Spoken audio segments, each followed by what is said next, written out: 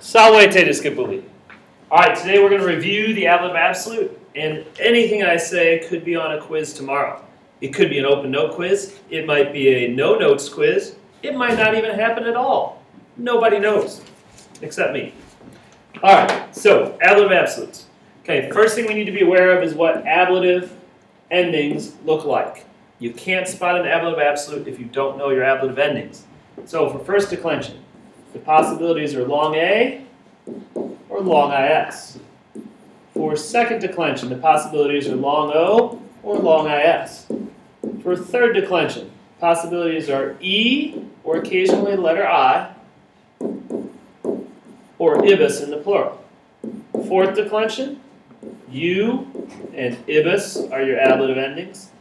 Fifth declension, E and abis are your ablative endings.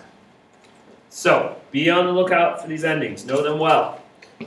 Notice the ibis, ibis, abis. Those should be easy to spot. Notice the long IS's, the eases. And then notice that all the singulars are just a single vowel. Okay? Admittedly, the vowel changes, but that's it. Okay? Alright, so that's what the ablative endings look like. So, what are the different forms of ablative absolutes? There are three different types. The first type, the most common, is a noun participle. For the most part, that will be a perfect passive participle, although there are other possibilities.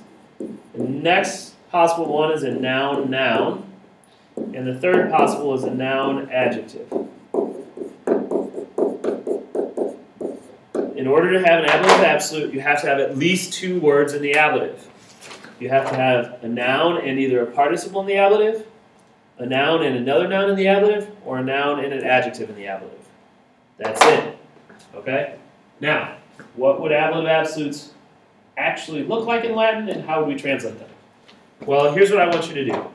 I want you to know the word weary, which means man, femina, feminae, which means woman, video, videre, vidi, visum, which means see, miras, which means wonderful, and dux,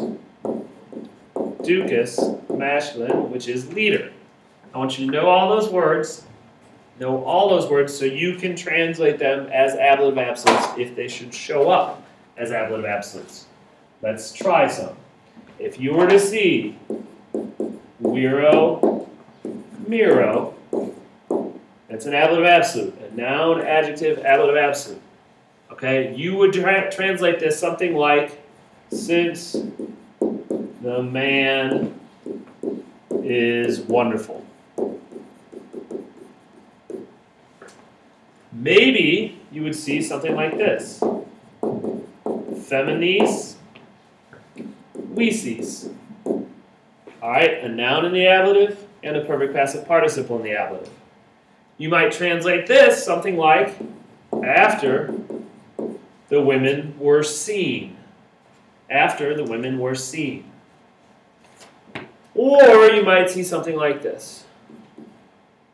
Viris ducibus. This is an example of a noun ablative absolute. This one I might translate something like, although